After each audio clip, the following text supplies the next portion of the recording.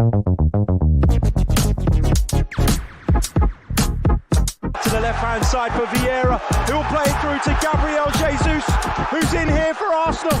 Gabriel Jesus to finish it off. Oh, what a way to do it! Gabriel Jesus seals the points for Arsenal. He's back, and he's back with a bang. Into the penalty area it goes. Gabriel's header, and it's into the back of the net. Arsenal take an early lead through Gabriel.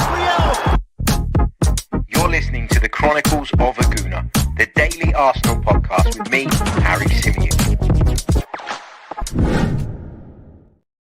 Hey everybody, how's it going? Hope you're all good. Hope you're all well. Welcome back to another episode of the Chronicles of a Gooner podcast with me, your host, Harry Symeou, on this bank holiday Monday.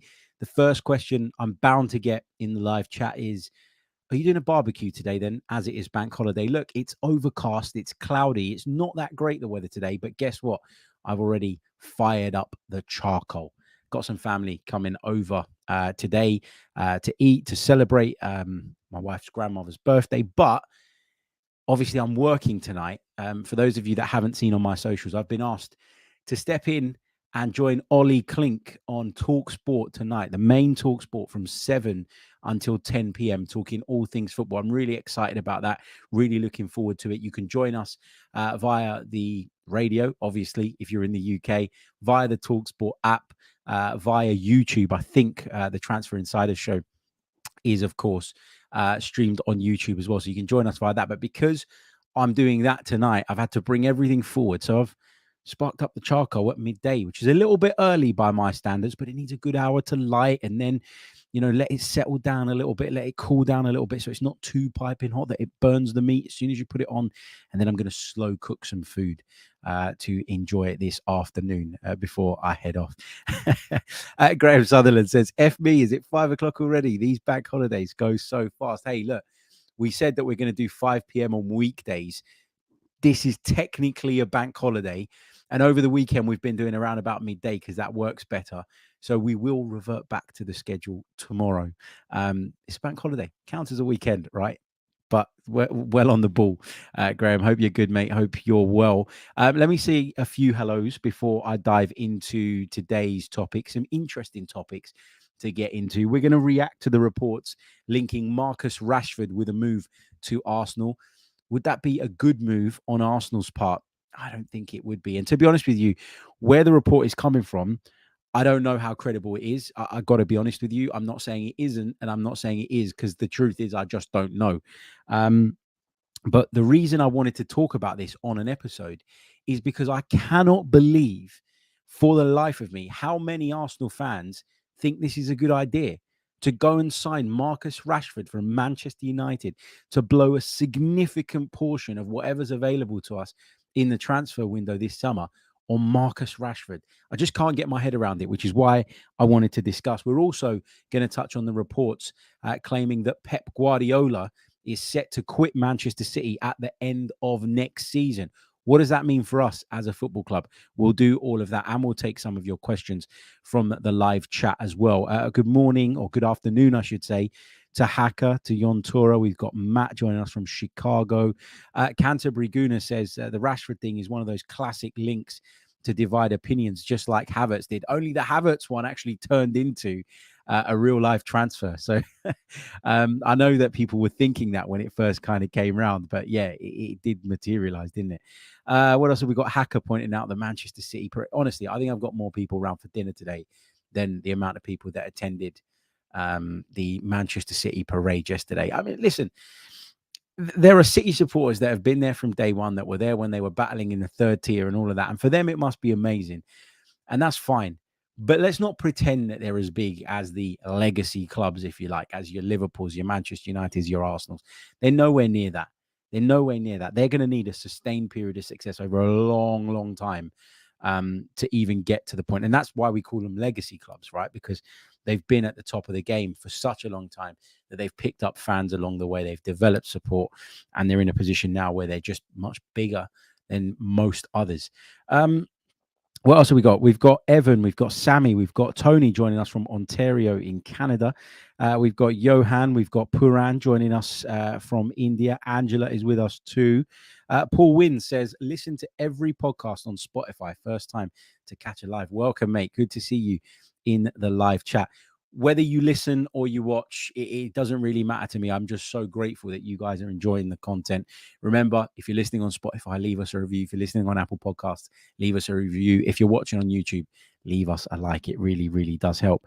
Raphael Rue says, I was really hoping these links were not real because I do not want him to come and stink out the Emirates. Cooper says, Harry, thank you for all you do. Hello from New York. Hello to you too, sir. Good to see you in the live chat. So many people in the live chat, which is incredible. Okay. Lots of questions about the Rashford link. We'll get into that in a minute. Angela says, what is it with you POMs? What's a POM? I've never heard that before. And a bank holiday, you seem to have one every other month. We have 2 in May, don't we? We have 1 in August. And the others, is there any more apart from the ones that are obviously like Easter, Christmas? Anyway, yeah, it does feel like they come around quite a bit, but hey, it is what it is. I'm not complaining. Okay, look, let's get into this Marcus Rashford story then. Let's do it because I know a lot of people are. You know what? We're not going to do the Rashford story first. We're going to do the Guardiola bit first. We're going to save Rashford until the end. But I know a lot of you are desperate to hear whether or not I think that these links to Marcus Rashford are credible. But you're going to have to wait because we're going to do Pep Guardiola first. Okay, so according to a report from the Mail last night, Pep Guardiola is set to quit Manchester City at the end of the next season. So at the end of the 24-25 season, that is, of course, when his contract, I'm going to sneeze, I beg your pardon, bloody hay fever. That is when his contract is due to expire anyway. So what this report is effectively saying is that Pep Guardiola is not going to sign a new contract with Manchester City. Look, I think a lot of us suspect anyway, even prior to this report coming out, that next season could be the last of Pep Guardiola. What does he have left to achieve at Manchester City? He won them the Champions League. He won them the treble. He's won 4 titles in a row, which has never been done in English football or in the Premier League, at least. What more is there to achieve? He's done all of that playing incredible football. And I know what the cynics will say. The cynics will say it's Pep Guardiola getting ready to depart before the proverbial shit hits the fan because of course, the outstanding case against them. 115 times the Premier League have charged them for breaching the league's financial rules. It is alleged that they've done it at this stage. We can't say with any degree of certainty that they have, and we certainly can't say that they haven't either. So I'm not one of those people that's going to keep going 115 FC, all of that, because let's see what happens. Let's see how it plays out. It is incredibly frustrating that it's taking a long time. And there are a lot of clubs like ourselves that feel like if Manchester City were taken out of the way in some way, shape or form, we'd enjoy a lot more success. I bet Liverpool feel that as well and would have felt that over the last few seasons. But to me, it's just the whole situation is a mess, right? Because it's not just annoying for rival fans who are sitting there and starting to question how it is that Manchester City got to being in a position of strength that they are today and the means and all of that. But it must be incredibly frustrating for them as well. If you take your Arsenal hat off for a minute and think about it from a City point of view, you're achieving all of these things and you might not have done anything wrong. You might have, but you might not have as well. And all that people will do is throw the fact that you've had 115 charges come your way at you and seek to discredit you as a result. If they've done some shady business behind the scenes, then that still, for me, doesn't completely take away how good Pep Guardiola has been, how good some of the players have been, and the level of performance that they've been able to hit week in, week out. Chelsea have spent £1 billion on a team that finished 6th, 11th, and then 6th. Manchester United have spent hundreds of millions of pounds over the last few years and are nowhere near it. So, spending money isn't the be all and end all, like it isn't everything, but I can understand why people are eager to see this case come to some kind of resolution. But the point I've gone around the houses to make is that I'm sure Manchester City fans will be desperate for it to be solved more than anybody else.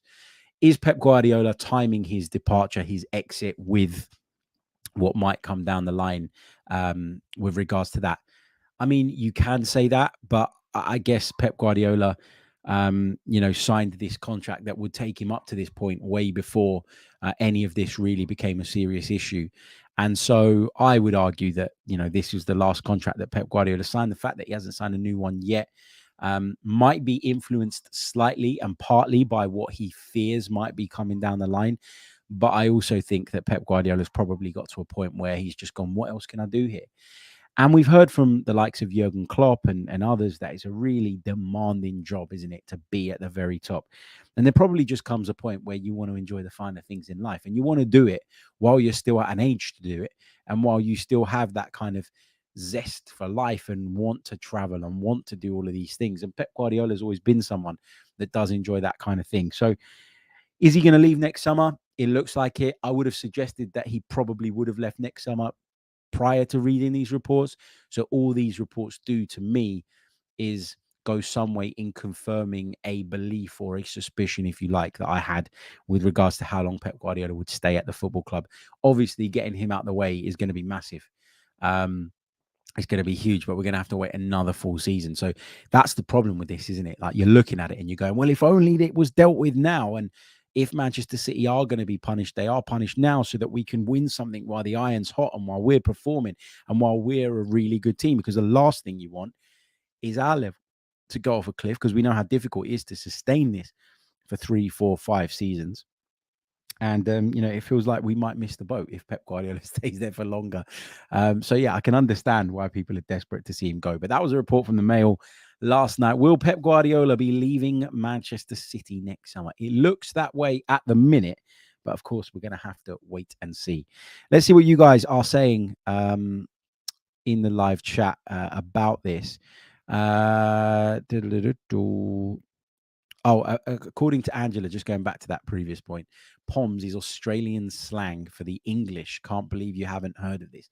Why would we hear of it? We don't have slang for the English from an Australian point of view in London. But I've learned something new today, which is a good one. What else have we got? Just on the Pep Guardiola stuff, Angela says Pep is definitely trying to get out of the way of any issues. Sam Giles says, I don't want Pep to leave. I want Arteta to win the league while Pep is in the league. Well, if he did win it while Pep was still here, then it would, it would, I don't know if it would mean more. Like, to me personally as a fan, I don't think it would mean more. But I think the achievement would be held in higher regard if it was to be done and if he was able to achieve it whilst Pep Guardiola is in the UK and is managing one of the top teams in the country, because everybody knows how good he is. And this is the point I keep making, right? We can talk all you like about 115, and if they have cheated, if they have bent the rules, and if they do deserve punishment, believe me, I'll be the first to say absolutely. But, it's not about that for me. Like, just managing to do it while Pep Guardiola is in place because of how good he is, and putting all of that crap to one side, I think would be a massive achievement. And I think it would be so sweet for Mikel Arteta, sort of beating your master as the apprentice. I think that would be fantastic. Hacker says, what would be next for Pep, though? There's nothing else. Honestly, I don't know. If I were Pep, I'd put my feet up after this job. Why would you want to take on more?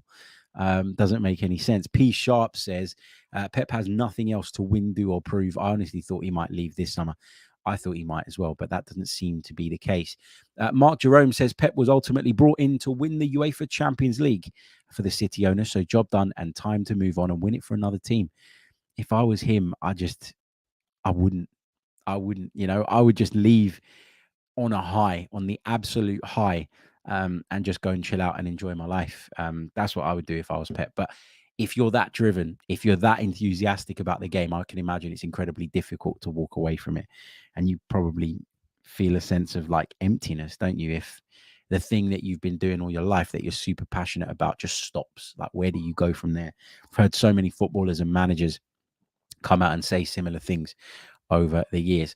Okay, look, we're going to take a short pause. When we come back, we're going to get into the juice of it, the bit that you're all waiting to hear, the Marcus Rashford chat. Could he be an Arsenal player come the start of next season? I've got to say, lads, I've got to say it. Lads, ladies, I've got to say it. I hope not. We'll talk about that right after this pause. Don't go anywhere. Whoops. Obviously, I've pressed the wrong button. Shocking from me. You're listening to the Chronicles of a Gooner. Like and subscribe.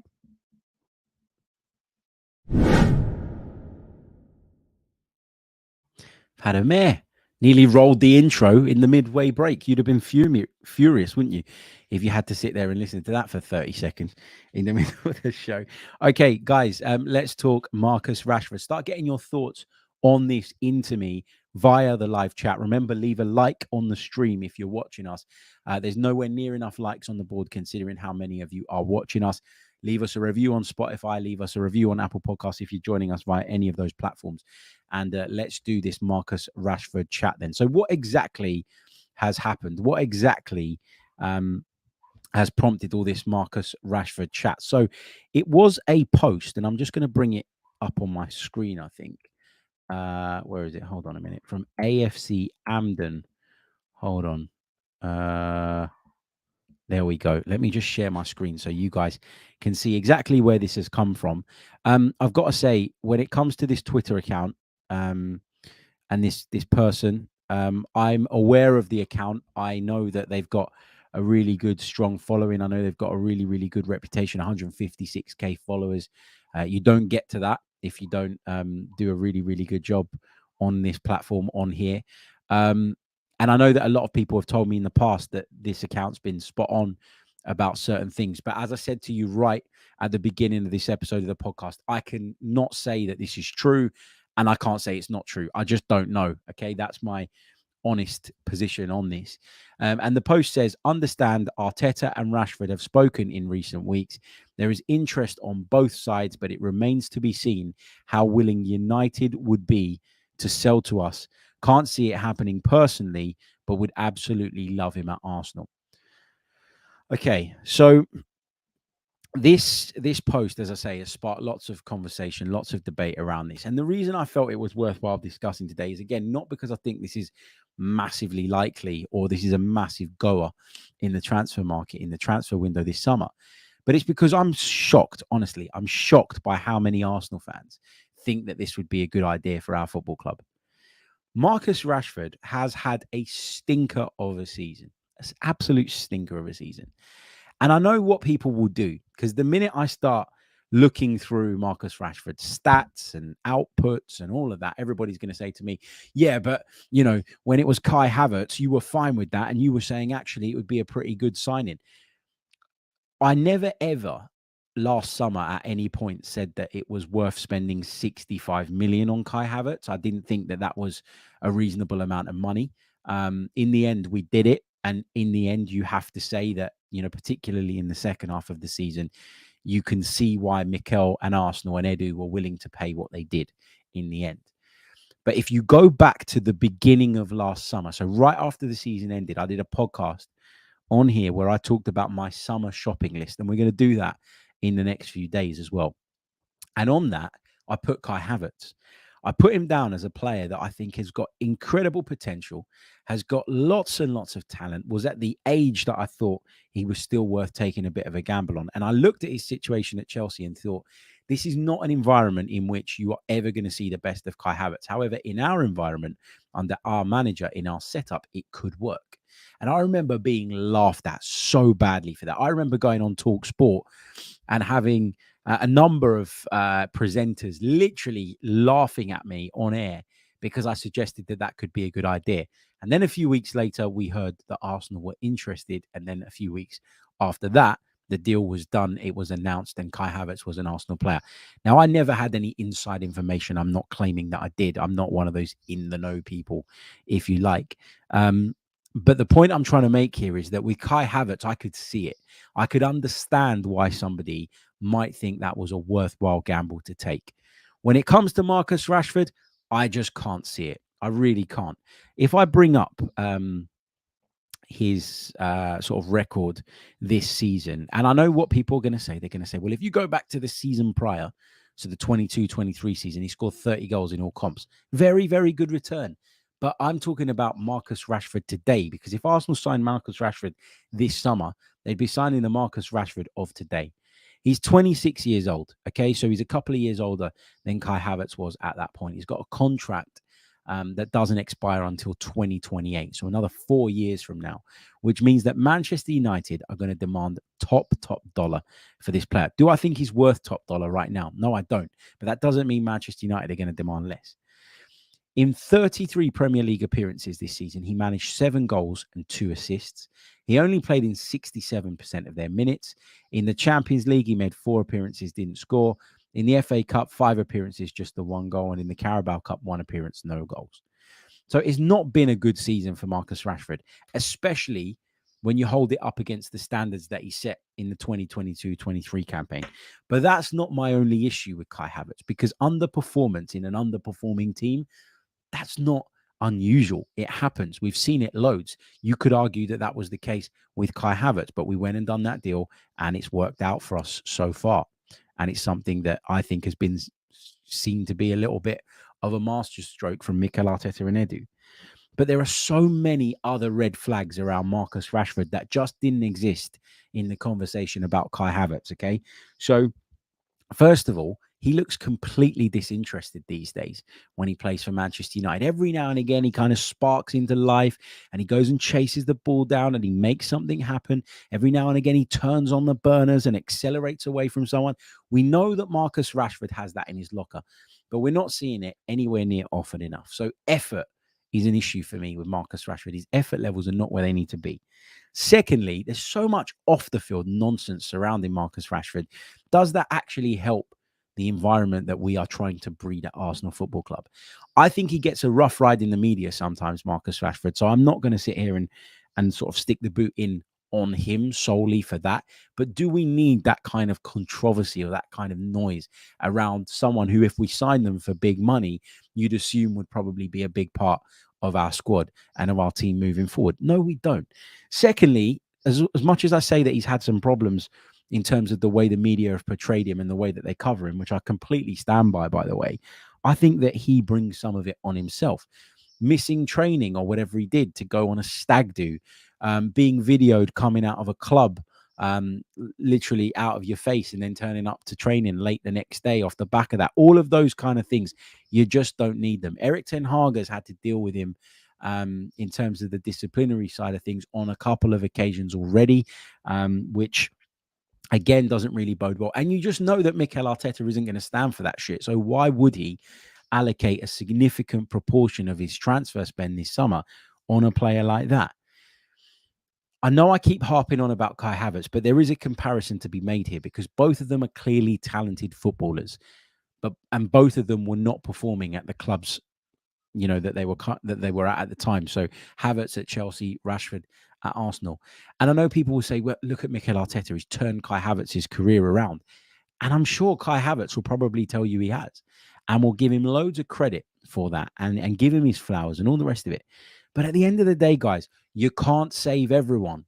This is not a sanctuary. This is not a club where we are going to spend our time and all of our effort trying to steer players back on the right road whose careers have just gone off the side of it a little bit. We can't do that. Like, there are certain cases where you'll look at it and you'll weigh everything up and you'll go, this is worth the gamble. This is worth the risk. Because if I can make this work, then it will really be worth what we're spending and forking out to do this deal. In Marcus Rashford's case, I think there are way more negatives than there are positives. And as a result of that, I would not even consider this. And I'm shocked by how many Arsenal fans I've seen on Twitter, on social media, suggesting this is a good idea. Has he got some good raw attributes? He's incredibly quick. I think he's incredibly strong. I think he's incredibly direct. I think he can be a really clinical finisher when he's on it, when he's focused, when he's concentrated. Marcus Rashford is a good footballer, but we can't save everybody. As I say, this isn't a rehab for players whose careers have just taken a turn in the wrong direction. We can't be spending big amounts of money year after year on players that represent a huge gamble. You can take one big gamble once in a blue moon, once in a while. And we've done that. We did it last season with Kai Havertz. It's worked so far. But yeah, not for me, guys. Not for me. I do want to see what you lot are saying on this in the chat, because I know there's probably going to be some division among us with regards to this. Hold on a second. Let's see what we got here. So let me take let me take this. Aaron Pandey says Marcus Rashford is player of the year potential every season he starts. Arsenal ain't touching the South Manny and Mbappe. Oh, come on. You're going to compare Marcus Rashford to Kylian Mbappe. Ray Beam says Rashford gives nothing off the ball. It would be like playing with 10 men. A hard no, in my opinion. What else have we got? Dave R says, hi, Harry. It's been a while. No to Rashford. I agree with you on that. Gavin Nash says, Rashford's attitude is not good for the Arsenal dressing room. Social Joins says, you people need to get over the starting 11 mindset and start thinking as players used for matchups, certain tools for certain games. Yeah, I get that. I get that. But after all the PSR stuff that hampered everybody in January, do you think that we have a spare? What's it going to cost to get him out? 70, 80 million at that absolute minimum. And then think about his wages. He is on mega money at Manchester United. This is just not a worthwhile investment for me. Martin agrees with me. Mawule says he was ridiculous last season. They wouldn't have got UCL without him. Agreed. He was brilliant last season, but he hasn't been brilliant. I say last season, not the season that's just ended, the one prior. He was brilliant in the 22-23 campaign. But this season, he's been poor. He's been a shadow of that player, if we're being completely honest. Zamud says he's better than both Martinelli and Trossard, in my opinion. Trossard costs 30 million, which is a fraction of what you would have to pay to get Marcus Rashford. And Leandro Trossard's outscored him by quite some distance this season, despite not even playing from the start in most of our Premier League games this season. Martinelli's had an off season, but it cost us £6 million. So you can afford to, give those types of signing more time. There isn't that clamour and that desperation for those to work instantly. And if you're saying that Rashford is still a great player because he's had one off season, well, Martinelli's had one off season. So why would you now write Martinelli off? The logic doesn't work. You've got to apply it consistently across the two players, in my opinion. What else have we got? Just scrolling through, having a look at what you guys have to say on this. Simpy says there is a player in there that Arteta could unlock, but is it worth the money, time, and impact on the team in the long run? Looks like he can't be bothered. Would be fine. Would be fine looking like that if he performed. Yeah, and you're right. Some players have a casual style. And that's fine. And I think that, it's our duty as fans to try and look beyond that and make sure that we're judging them fairly. But if they're not performing, they're not performing. It's simple as that. Justa J says AFC Amden was adamant that Curtis Jones and Ivan Toney would be Arsenal players. So I don't believe it. I don't know, to be honest with you. I couldn't say on that. I don't recall him saying that. So I'm not going to sit here and criticize the guy. Harry says we need to think about the English quota. If we get rid of Emile Smith Rowe, Rambo, Eddie, and Reece, if wages are okay, then I would take him. Yeah, look, the English quota thing, the homegrown quota thing, is going to come into play at some point. But look, I expect Ethan Nwaneri to be promoted to the first team squad next season. So that's one player that you've got coming in to make up for that.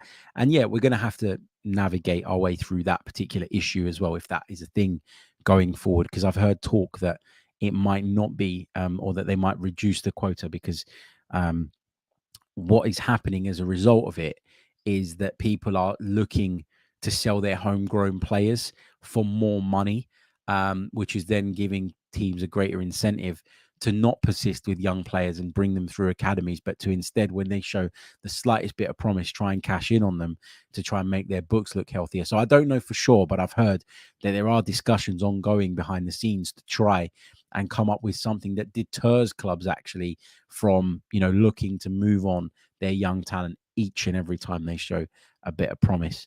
What else have we got? Charles says Rashford has had multiple off seasons. He has. This season is not the only season that people have been asking questions about Marcus Rashford. Mohammed says, hi, Harry. Rashford is not a realistic deal for us. For me, it's just talking. If I was to choose from our league, I'd prefer Jared Bowen or Kudus. Those are my thoughts, my friend. Shout out to you as well, Mohammed. Look, I'm not massive on Kudus and I'm not massive on Bowen either. To be honest with you, I don't think any of the three that we've discussed just there are what Arsenal should be looking for this summer. Justin says, I'd take Rashford but not for a crazy amount. Look, for me, there's kind of a cutoff with Marcus Rashford, right? So if you say to me he's available for 40 million, I would gamble. I would take that punt on Marcus Rashford for 40 million. Just like I would have said the same about Kai Havertz. Anything up to 40 million, I was willing to take the punt, willing to take the gamble. In the end, Arsenal, went that bit further and went up to 65. For me, the cutoff with Rashford is 40. If you said to me he's available for 40 million pounds, I would do the deal and we can take the risk and take the gamble and see how it goes. And I'll just hope that it comes off. But if you're talking more than that, then for me, it's not worth the risk that you are taking on. So, yeah, we'll see. Danny Chong says maybe this is a play for Chelsea to get involved. Yeah, maybe. Antonio says we have no time for arm around ballers. We have to act serious as a big football club. P Sharp with the best question of the day, really, if we're being honest, says, what's going on the barbecue? It should be the biggest debate of the show. I'm going to go for some chicken souvla today, and I'm doing some lamb, some basturma as well, which is a Cypriot style sausage, and some halloumi as well. So there you go. And whatever else I decide to chuck on a little bit later. Okay. I think, guys, I'm going to leave it there. Those are my thoughts on the Rashford thing. It's a no-go for me. It's not the right move. It wouldn't be a smart move. It's not what we need. I say it's not what we need in that Marcus Rashford personally is not what we need. I think we could do with a wide player, particularly one like Rashford, who from time to time could be utilized through the middle in certain games. But what it's going to cost us, all the baggage that he comes with, it just, I can't see how this makes any sense. It's a big red flag from me. I'm not keen. And so I'm going to say no, a hard no from me. Let me know your thoughts in the comment section. If you're watching this back on playback, if you're listening to us on audio, remember to leave us a review, subscribe to the channel. If you fancy joining up to our Patreon page, the link is in the description below.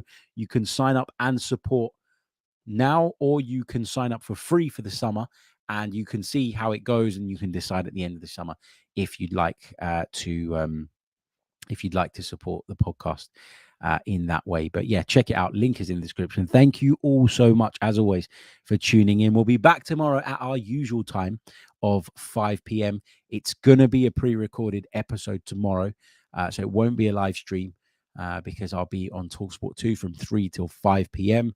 And then I've got to get home. So it will be a pre-recorded edition, but we'll be back on Wednesday live, and we'll be live on Thursday as well. So yeah, lots of live shows to come, lots of pre-recorded editions coming your way as well. We're really upping it here on the Chronicles of Aguna since we've gone independent, and I've noticed the difference in a lot of ways. So a big thank you to everybody who's kind of taken that on board and made that extra bit of effort to support. I will see you all on the next one. Until then, take care of yourselves. Have a great day. Goodbye.